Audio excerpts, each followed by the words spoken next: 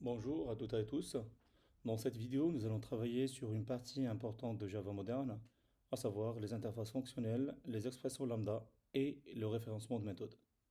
L'objectif n'est pas seulement d'apprendre une nouvelle syntaxe, mais plutôt comprendre pourquoi Java a introduit cette manière d'écrire le code et comment elle permet de rendre nos programmes plus courts, plus lisibles et plus proches d'une écriture professionnelle. Donc nous allons construire la compréhension progressivement afin que cette expression lambda ou cette notion-là ne soit pas perçue comme une syntaxe magique, mais comme une évolution logique des notions déjà vues. Nous commencerons par rappeler la notion d'interface en général, puis nous allons nous concentrer sur un cas particulier de ces interfaces, à savoir les interfaces fonctionnelles.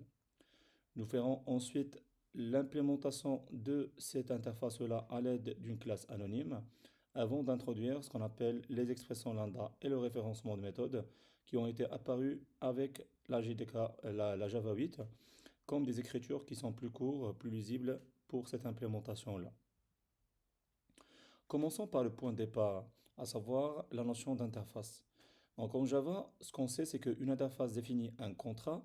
Cela veut dire qu'elle déclare des méthodes que les classes devront respecter. Elle indique ce qu'un objet doit être capable de faire, mais on sait très très bien que cette méthode-là qui va être décrite, c'est une méthode qui est abstraite et du coup, elle ne dit pas forcément comment il doit le faire.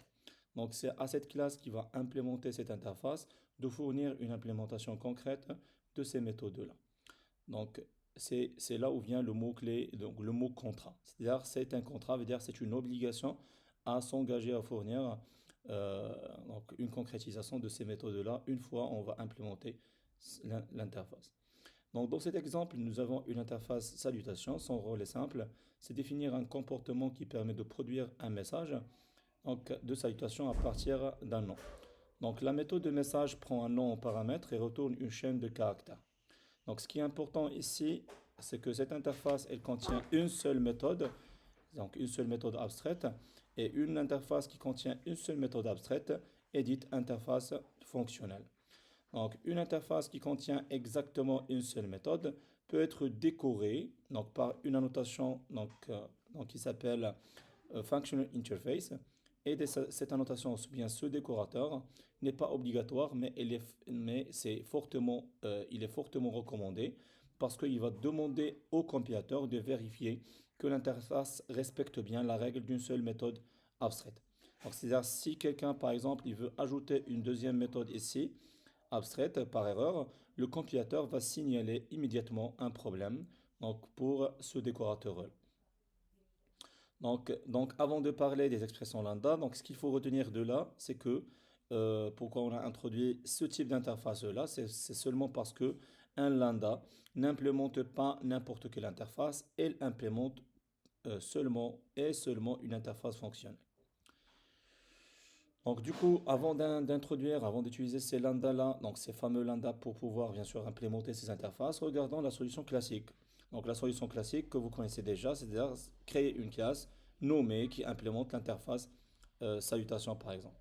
Donc ici, on peut créer une classe qui s'appelle salutation fr qui implémente l'interface salutation et du coup, donc elle va redéfinir la méthode message pour retourner simplement un message bonjour plus le nom donc qui est donc, pris en paramètre. Ensuite, on peut bien sûr, dans le programme principal, créer un objet de cette classe-là qu'on vient de créer. Donc, pour pouvoir bien sûr appeler la fonction message, donc normalement, donc à partir d'une fonction, donc d'une autre fonction qui s'appelle saluer. Donc, on a vu auparavant que la méthode saluer, donc ça va prendre un objet de type salutation et il va faire juste l'appel à la fonction message qui va retourner le fameux message et l'afficher dans l'écran. Et du coup ici, donc ce qu'on voit ici, c'est que le programme principal, donc dans une classe de démonstration par exemple dans le main, donc on peut créer un objet de type salutation fr et que nous passons à la méthode par exemple saluer. Donc cette solution est parfaitement correcte, elle respecte le principe de la programmation orientée objet, mais il y a un problème. Donc le problème ici, c'est que c'est une approche qui est assez lourde. Donc, ça peut devenir trop lourd pour un comportement qui est très très simple. Donc ici le comportement très très simple, ici dans notre exemple, le code réellement utile, donc c'est une seule ligne, à savoir retourner bonjour plus le nom. Mais Donc pour écrire seulement ça, donc on a eu donc la création d'une classe à part, donc d'un fichier Java séparé, donc d'une méthode d'annotation override, un nom de classe qui sera peut-être utilisé qu'une seule fois. Et du coup, donc ça devient une approche qui est assez lourde. Donc du coup, la question qui se pose, c'est que euh, est-ce que c'est la seule implémentation qui existe? Est-ce que, par exemple, si l'implémentation est courte et utilisée localement, est-ce qu'on a vraiment besoin, par exemple, d'une classe nommée? Parce que ici, donc cette implémentation de type, donc l'appel aux salutations fr ici, donc elle est utilisée que localement ici via la fonction saluer. Et du coup, est-ce qu'on peut, par exemple, utiliser, donc est-ce que cette implémentation doit être directement là où on a besoin? Donc ça, c'est la question à bien sûr poser. Donc la solution, donc normalement, cette question-là, donc ça va nous amener à une solution intermédiaire, à savoir l'utilisation naturellement des classes, ce qu'on appelle des classes anonymes. Donc la classe anonyme, donc comme son nom l'indique, donc c'est une première amélioration, donc elle permet de créer une classe. Donc anonyme veut dire sans nom. Donc c'est une classe qu'on va pas on va pas la créer séparée, donc sans lui donner de nom directement à l'endroit où on a besoin. Donc on va bien sûr, par exemple, revenir à l'exemple qu'on a fait déjà. Donc on a créé un objet salutation, donc qui normalement où on a bien sûr instancié un objet de type salutation fr. Donc, si par exemple, au lieu de créer la classe salutation fr, on veut par exemple écrire ici directement un objet qui va bien sûr implémenter. Donc, on va créer l'implémentation directe de l'objet salutation. Donc, le fait de faire ça, c'est qu'on va créer un new salutation et on va ouvrir l'accolade ici pour pouvoir implémenter la méthode message. Parce que le fait de faire new salutation tout court, point virgule, donc ça va générer une erreur parce que l'objet salutation, c'est un objet qui est euh, abstrait et du coup, donc l'interface ne peut pas être instanciée et du coup, donc on doit l'implémenter pour pouvoir l'utiliser. Donc ici, donc ce qu'on a fait ici, c'est qu'au lieu d'appeler juste new salutation, on a pu ouvrir la collade ici pour pouvoir donner une implémentation à la méthode abstraite. C'est-à-dire ici, techniquement, nous sommes en train de dire je veux un objet de type salutation, mais voici immédiatement comment sa méthode abstraite doit fonctionner. Donc cette approche, bien sûr, donc elle a un avantage. Donc l'avantage ici, c'est que l'implémentation est visible et donc au point de l'utilisation. Donc c'est au moment où on va utiliser l'objet salutation, c'est là où on va bien sûr directement l'implémenter. Donc quand je lis le code, je vois directement le comportement qui sera exécuté et j'ai pas besoin d'aller ouvrir une autre classe pour comprendre ce qui se passe. Mais le problème ici, c'est que ça reste encore beaucoup de syntaxe. Donc, il y a beaucoup de syntaxe ici à écrire. On écrit new salutation avec un override, une méthode, message, donc des accolades, puis le point virgule final pour une seule ligne utile. Donc, cela reste relativement lourd. Donc, le fait d'écrire seulement, donc pour pouvoir retourner seulement bonjour plus non, donc on a pu écrire tout ce code-là. Donc, qui est bien sûr juste un code technique, donc qui veut pas dire ce qu'on veut réellement faire. Et surtout dans le cas d'une interface fonctionnelle, donc le nom de la méthode est déjà connu parce que on sait très très bien que quand on fait new salutation, c'est la méthode message parce que c'est une interface qui a une seule méthode, donc on peut deviner tout ce code-là donc automatiquement. Donc sans avoir à bien sûr créer cette classe euh, complète. Donc du coup, c'est là où vient ce qu'on appelle les expressions lambda. Donc une expression lambda est tout simplement une fonction anonyme courte que l'on peut écrire directement comme une valeur pour fournir le corps de l'unique méthode abstraite d'une interface fonctionnelle. Donc si on regarde par exemple cette syntaxe-là, donc à gauche de la flèche, nous écrivons ce qu'on appelle les paramètres. Les paramètres ici, le paramètre c'est le nom. Donc ensuite, la flèche indique la séparation entre les paramètres et le corps de la fonction à implémenter. Donc à droite ici, nous écrivons bien sûr l'expression qui sera retournée directement quand on va bien sûr utiliser cet objet de salutation. Donc dans notre exemple ici, la lambda prend un nom et retourne bonjour suivi de ce nom et correspond donc exactement à l'implémentation de la méthode message de l'interface salutation. Ce qui est important à comprendre ici, c'est que la lambda ne flotte pas toute seule. Donc elle a besoin d'un contexte, c'est-à-dire ici le contexte c'est salutation. Donc ici ce contexte est donné par le type attendu, par exemple salutation ici. Comme salutation contient une seule méthode, à savoir message, donc automatiquement, le compilateur, il comprend que cette lambda-là, donc ce qu'on écrit ici, c'est seulement, donc, elle fournit l'implémentation de la méthode message de l'interface salutation. Donc, du coup, nous passons donc à une classe. Donc, nous passons donc, au lieu d'implémenter cette interface via une classe anonyme, longue, à une expression donc, qui est beaucoup plus courte. C'est-à-dire ici, on voit clairement que c'est 12 fois plus courte. Donc, le résultat, il est le même, mais l'écriture devient plus lisible, beaucoup plus lisible lorsque le comportement, bien sûr, est simple. Donc, il faut retenir que c'est lorsque le comportement est simple. Mais si on a un comportement qui est assez, bien sûr, donc qui est multiligne, donc on verra qu'il y a d'autres solutions à, bien sûr, à fournir. Donc du coup, donc ici à gauche, donc nous avons la version avant avec une classe anonyme. Elle fonctionne correctement, mais elle contient beaucoup de structures autour du comportement réel, qui correspond bien sûr simplement à retourner le message bonjour plus le nom. Donc à droite ici, nous avons la version avec lambda, nom, flèche, bonjour plus nom. Donc je vais déduire automatiquement le type du paramètre à partir de l'interface fonctionnelle attendue. Donc, comme la méthode message reçoit un string, le compilateur comprend que le nom ici, c'est de type string. Donc, du coup, donc, on n'a pas besoin de déclarer ici le type. Donc, ici, l'expression, elle n'a pas besoin de donner ici le type nom donc, pour pouvoir fournir l'implémentation comme ici. Donc, parce que c'est devinable. C'est-à-dire, on peut même passer, euh, on peut même passer, par exemple, la lambda directement en paramètre à la méthode, par exemple, saluer, sans créer de variable intermédiaire. Cela montre qu'une idée essentielle, c'est qu'avec les lambda, le comportement devient une valeur que l'on peut passer à une méthode. Donc, c'est pas une classe à part, donc c'est pas une implémentation, euh, donc c'est pas un fichier, donc une classe à part, donc une classe complète. Donc les règles de simplification sont aussi importantes.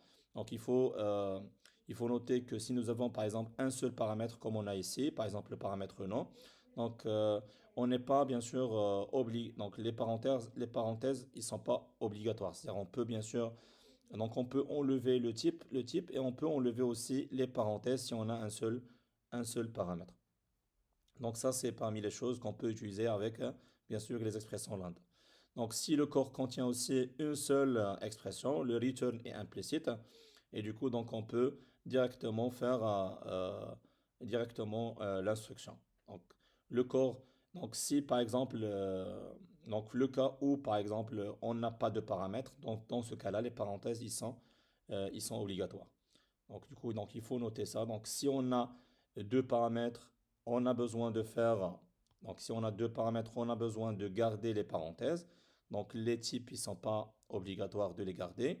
Mais si on a un seul paramètre, donc on peut enlever le type, on peut enlever aussi les paramètres. Mais si on n'a pas de paramètres de méthode donc à implémenter, dans ce cas-là, donc les parenthèses, ils sont obligatoires. Donc, il faut garder ces parenthèses-là. Aussi, donc, si le corps, par exemple, contient une seule expression, dans ce cas-là, donc, même si cette expression, donc, ça contient un return, par exemple, donc si la méthode, elle retourne quelque chose, donc on peut bien sûr directement écrire l'expression à retourner. Donc, on n'a même pas besoin de garder de return parce qu'il est implicite. Mais si le corps, par exemple, contient plusieurs instructions et aussi un return, donc dans ce cas-là, donc il faut écrire le tout, donc entre accolades. Et du coup, donc, il faut écrire explicitement le return lorsque la méthode doit retourner une valeur à la fin. Donc ça, ce sont des choses qui sont très très simples à garder en esprit, donc pour pouvoir utiliser ce qu'on appelle les expressions lambda. Donc pourquoi donc adopter ces expressions lambda? Donc tout simplement, la première raison, c'est donc si on veut bien sûr citer ces avantages pour pouvoir comprendre pourquoi donc c'est obligatoire d'utiliser ces expressions-là. Donc la première raison, c'est la concision. Donc on a dit que le code devient plus court, mais surtout il devient plus centré sur l'intention. Donc on lit directement ce que le comportement fait euh, au lieu de lire beaucoup de syntaxe techniquement par exemple. Donc la deuxième raison, c'est la lisibilité. Donc le comportement donc, est écrit là où il est utilisé. Donc cela facilite la compréhension du code, surtout quand le comportement est simple et local. Donc aussi la troisième raison, c'est donc donc elle est plus profonde. Donc c'est qu'avec les expressions lambda, le code peut être manipulé comme une donnée. Donc on peut le passer en paramètre, le stocker dans une variable, le retourner depuis une méthode. Donc, comme on a fait par exemple, comme on a fait dans la fonction saluer, donc on l'a utilisé comme paramètre d'une fonction. Cela permet une façon de programmer plus flexible. Donc la quatrième raison est liée au stream. Donc vous verrez par la suite dans les chapitres normalement à venir, donc ce qu'on appelle l'API Stream. Donc l'API Stream de Java qui a été introduite avec la Java 8 aussi, donc qui est une API très importante, très intéressante à utiliser pour gérer les collections d'objets ou les tableaux donc d'une manière fonctionnelle, d'une manière plus concise, plus simple, plus courte. Donc il est utilisé fortement en Java maintenant et ça utilise énormément les expressions lambda. Pourquoi? Parce que vous verrez que dans cette API, donc des méthodes comme filter, map, for each, sorted, reduce, donc sont tous des fonctions donc, que vous allez voir dans l'API Stream donc, qui attendent en paramètre des objets de type interface fonctionnelle. Et du coup, donc pour bien comprendre les streams et les utiliser, il faut bien sûr être à l'aise avec, donc il faut être à l'aise avec ces expressions lambda. Cependant, il faut garder en nuance importante une expression lambda, c'est que elle est idéale pour une logique courte. Donc, si par exemple le traitement devient long, donc c'est-à-dire complexe ou réutilisé à plusieurs endroits, donc c'est-à-dire on a besoin d'utiliser cette expression de la même façon dans plusieurs endroits du code, et du coup, donc dans ce cas-là, il vaut mieux soit créer une classe à part, soit par exemple passer à d'autres solutions. Donc on verra par la suite. Donc c'est que lorsque une méthode par exemple existe déjà, on peut par exemple la référencer pour pouvoir implémenter une interface. Donc c'est ce qu'on appelle les méthodes références. Donc du coup, donc autrement dit, les méthodes référencées aussi, c'est une solution. Ils sont très utiles lorsque une expression lambda ne fait qu'appeler un comportement déjà implémenté ou une méthode qui est déjà existante. Dans ce cas, l'expression lambda peut être remplacée par une expression de référencement de méthode via ce qu'on appelle l'opérateur de point de point. Donc, si on veut voir ça dans un exemple concret, donc si par exemple dans l'exemple suivant, l'expression lambda qui consiste à prendre x flèche system.out.print x, donc ici on peut voir que cette expression ne fait rien que d'autre que transmettre le x à une fonction qui s'appelle println. Donc il n'y a pas ici une transformation supplémentaire, il n'y a pas ici un calcul, il n'y a pas ici une condition de plus ou autre chose. Dans ce cas-là, on peut voir que la fonction println, c'est une fonction qui fait parfaitement ce que cette expression lambda fait. Et du coup, donc on peut remplacer cette expression lambda par juste le référencement, c'est-à-dire l'appel. Donc on va juste référencer, déléguer cette expression-là à cette méthode-là qui va faire l'affaire pour nous. Et pour faire ça, donc c'est que on va utiliser l'opérateur de point. Donc se lit comme une référence vers une méthode. Donc au lieu de dire comment appeler la méthode, par exemple system.out.print, on peut donner simplement son nom. Ici c'est println. Donc on référence le nom de la méthode qui existe donc qui est une méthode de l'objet out de la classe system. Donc et bien sûr, le compilateur va s'en occuper de faire la correspondance avec l'interface fonctionnelle attendue, à savoir ici, par exemple, l'interface qui a été implémentée par cette expression-là. Donc, ce qu'il faut retenir, c'est qu'il existe quatre formes de référencement de méthode. Donc, ça, c'est parmi les formes qui existent. Donc, toutes les formes, donc, il existe il utilise le mot-clé, hein, donc l'opérateur de point. Mais, donc, en commençant par la première, par exemple, donc la première, c'est classe de point, méthode statique. Donc, ici, c'est qu'on appelle à travers une classe une méthode statique. Par exemple, on a une méthode statique qui s'appelle parseInt de la classe integer. Donc, on peut la référencer pour implémenter, par exemple, ici, pour référencer l'implémentation de l'expression lambda attendue. Donc, par exemple, donc, du coup, donc, si on a, par exemple, une expression lambda qui fait juste le casting d'une string vers un int, donc, on peut, par exemple, la remplacer par le référencement de la méthode parseInt, qui est une méthode statique dans la classe integer. Donc, deuxièmement, c'est objet de point instance. Donc, ça, c'est la deuxième façon, c'est la façon qu'on vient de voir ici. C'est la même chose. Donc, c'est system.out, de point println. Donc, ici, on référence une méthode d'instance, c'est-à-dire une méthode non statique, donc via une référence d'un objet de la classe où cette classe a été définie. C'est-à-dire ici, println a été bien sûr référencé par un objet out, et cet objet out, il est prédéfini donc dans la classe system. Donc c'est un objet donc, qui a parmi les fonctions DLO la fonction println. Donc du coup, donc cette fonction, c'est une fonction d'instance et pas une fonction de classe. Donc out, c'est un objet de type printStream. Et du coup, donc ici, si on a fait printStream println, c'est que c'est comme si println, c'est une méthode statique, comme on a fait ici pour parseInt. Mais ici, println, c'est une méthode d'instance de l'objet out de la classe printStream. Et du coup, donc on peut faire system.out.println. Donc troisièmement, donc c'est le fait de faire classe, mais appeler une méthode d'instance. C'est-à-dire à partir de la classe, mais appeler la méthode d'instance, c'est un peu la même chose que ici, sauf que ici c'est une méthode statique, ici c'est une méthode pas statique, une méthode d'instance.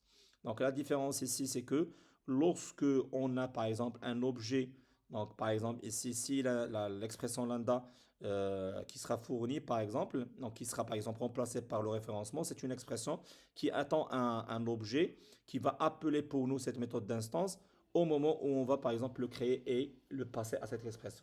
C'est-à-dire il n'est pas fourni comme ici. Donc out, il est déjà fourni. Donc c'est un objet qui a été déjà créé dans la classe system et il a appelé directement la méthode println. Ici, donc c'est un objet qui n'est pas encore fourni. Donc c'est-à-dire, on peut dire que c'est une expression lambda qui attend un s et qui prend ce s pour appeler la fonction to uppercase pour le rendre par exemple majuscule.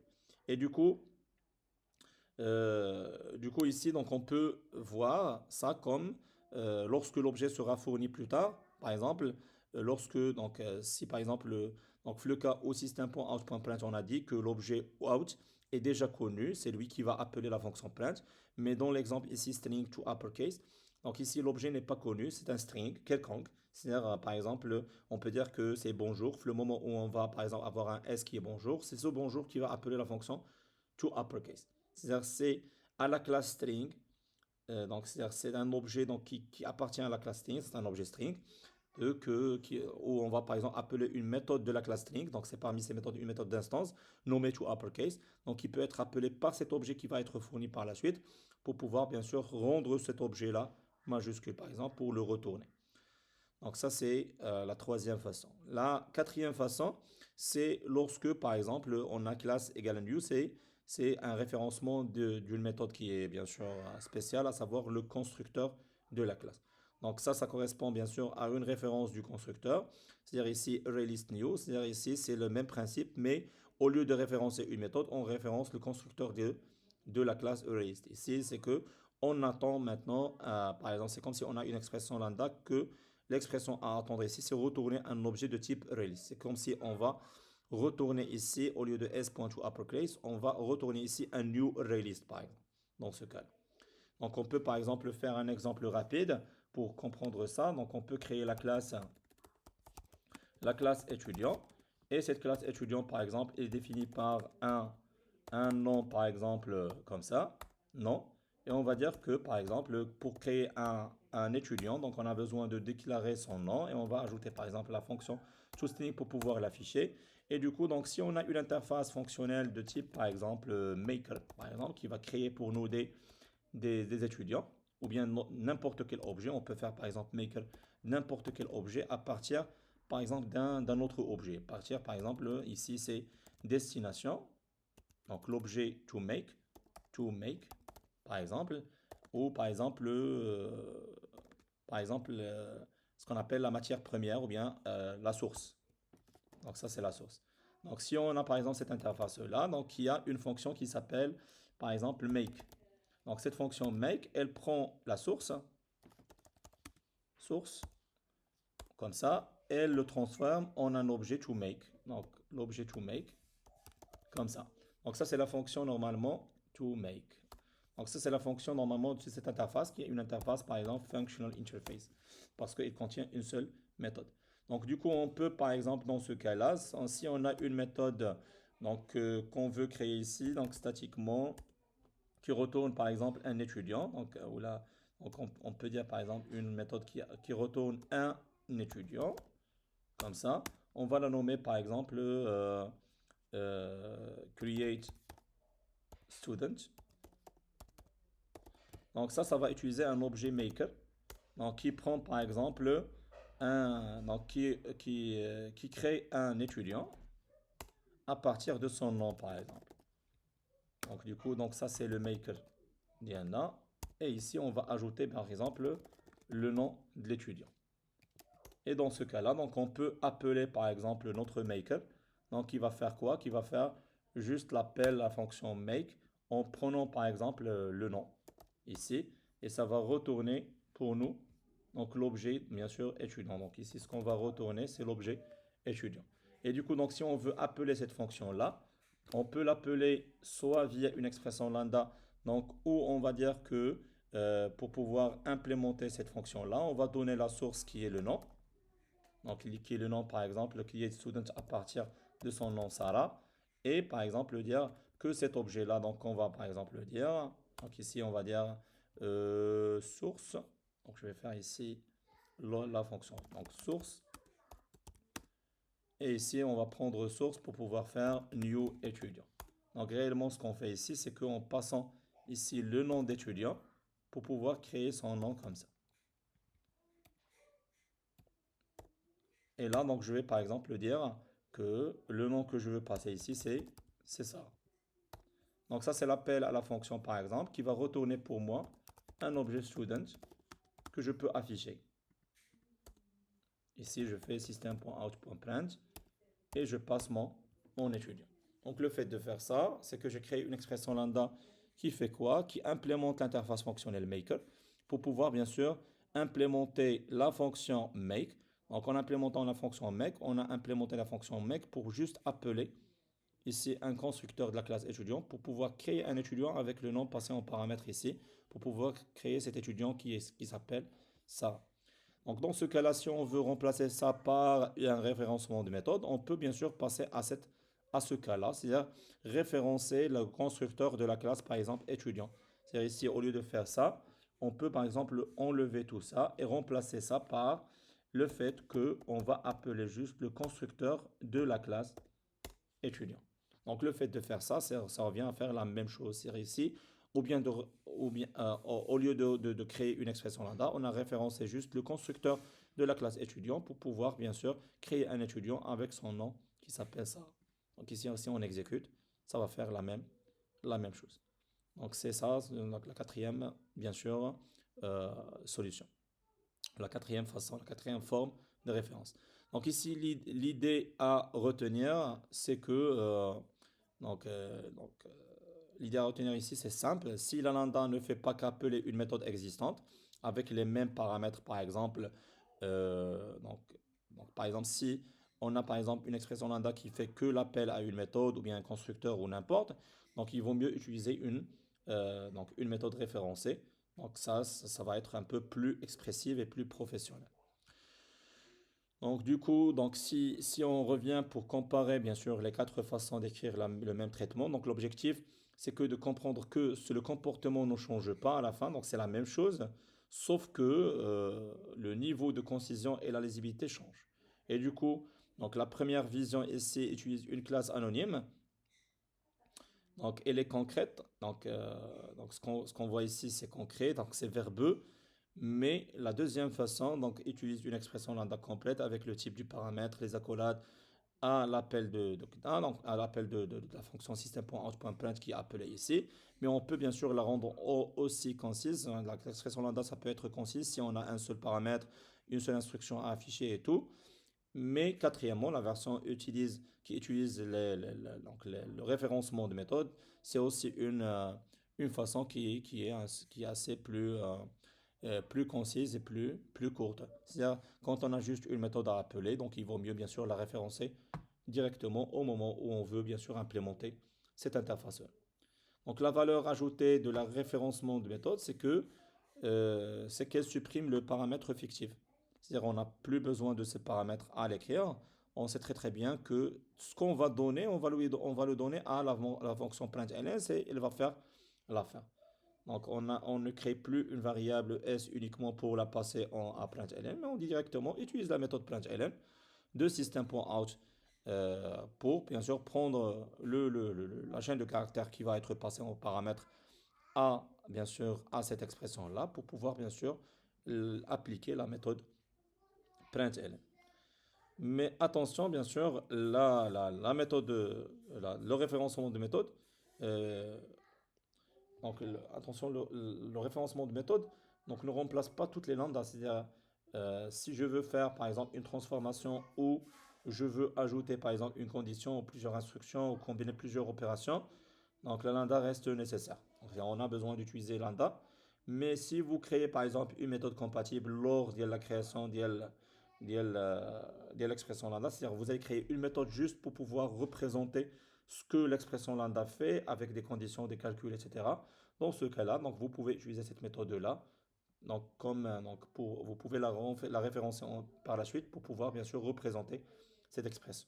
C'est-à-dire, comme l'exemple qu'on a ici, donc c'est-à-dire si on crée par exemple une méthode qui fait donc une expression lambda qui, par exemple, on veut afficher, par exemple, on veut afficher à partir d'une liste. Donc on va créer une liste ici, ArrayList.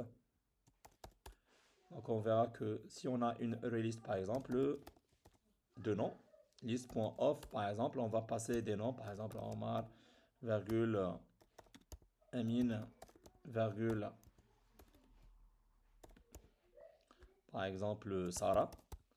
Donc là, c'est une liste. Donc on peut par exemple la boucler sur cette liste-là, soit bien sûr en appelant system.out.print, mais si par exemple on a besoin de boucler juste pour, ne pas juste pour afficher ces objets-là, mais pour les afficher en majuscule. Et du coup, donc on n'a pas cette fonction, donc on n'a pas une fonction automatique qui affiche, donc on n'a pas une méthode prédéfinie qu'on peut référencer ici pour afficher les objets et les afficher en majuscule. Et dans ce cas-là, donc on a deux cas, soit utiliser dans ce cas-là une expression lambda, donc c'est-à-dire chaque nom qu'on va prendre ici, on va juste l'afficher, mais on va l'afficher en majuscule, c'est-à-dire on va prendre le nom point to uppercase par exemple, comme ça.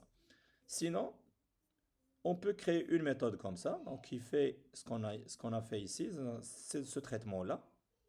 Donc on peut la créer ici, par exemple, dans la classe application ou bien dans une autre classe. Donc, on peut créer une classe, par exemple, utile. Et à l'intérieur de la classe utile, par exemple, ou bien string utile, string utile. Donc, on peut créer, par exemple, une classe, une fonction statique qui retourne, qui affiche, tout court, hein, void. Donc, ce qu'elle fait, donc, c'est juste afficher, donc, la print uppercase, comme ça, qui prend par exemple une chaîne de caractères et l'affiche de la même façon, c'est-à-dire la chaîne de caractères qui est passée ici, ça va être affiché en majuscule et c'est le comportement attendu ici dans notre, bien sûr, implémentation d'interface fonctionnelle ici. Parce qu'ici, il y a une interface fonctionnelle à implémenter dans la fonction for each, à savoir consumer. On peut bien sûr maintenant référencer la méthode qu'on vient de voir, à savoir la méthode qui s'appelle print uppercase de la classe string utile. Donc, puisque la méthode elle est statique, on peut la référencer par classe directement. Ici, on peut faire string utile et référencer la méthode print uppercase, ça va faire l'affaire. C'est-à-dire si je vais exécuter le code, donc ça va bien sûr boucler sur la liste des objets pour afficher chaque élément en majuscule. Donc c'est ça l'idée. Donc du coup, donc il faut retenir tout ça parce que c'est très très important quand vous allez utiliser, bien sûr, ces expressions-là, que ce soit expression lambda ou référencement de méthode. Donc du coup, je vous laisse bien sûr à appliquer ça à plusieurs exercices. Donc, donc vous pouvez par exemple utiliser cet exercice-là. Donc, je vais vous envoyer ces slides-là. Donc, vous pouvez bien sûr prendre cet exercice-là et l'appliquer. Donc, en créant bien sûr une interface fonctionnelle opération par exemple, avec une seule méthode qui s'appelle appliquer. Donc, qui prend A et B, retourne par exemple une valeur. Et vous pouvez bien sûr l'implémenter via une classe anonyme, l'implémenter via une expression lambda ou bien référencer plusieurs méthodes qui sont prédéfinies, ou bien créer des méthodes qui vont par exemple faire la même chose et les référencer par exemple comme on a fait ici. Donc vous pouvez bien sûr utiliser les différents cas, comme ça vous allez bien sûr vous allez appliquer les différentes notions qu'on vient de voir. Pour conclure, donc, il faut juste retenir l'idée principale donc, à travers ce qu'on a vu ici dans ce chapitre. Nous avons une seule logique, mais plusieurs niveaux d'écriture. Le premier niveau est l'interface, elle représente le contrat, une méthode doit être fournie. Le deuxième niveau, c'est la classe anonyme, elle permet de fournir une implémentation locale, mais elle reste assez verbeuse. Le troisième niveau, c'est l'expression lambda, elle permet d'écrire le comportement comme une valeur de manière concise et lisible. Et la quatrième, donc c'est le quatrième niveau, est le référencement de méthode. Elle permet de réutiliser une méthode existante directement par son nom. Donc le plus important ici de comprendre que le comportement ne change pas. Une classe nommée, une classe anonyme, une expression lambda ou une méthode référencée, ils représentent la même opération. Donc ils peuvent parfois représenter la même opération. Ce qui change, c'est juste la manière de les exprimer. Donc du coup, donc on s'arrête là et rendez-vous au chapitre suivant où vous pouvez appliquer ce que vous avez vu dans ce chapitre et l'exprimer, par exemple dans votre code d'implémentation d'interface fonctionnelle d'une manière simple, non verbeuse et concise.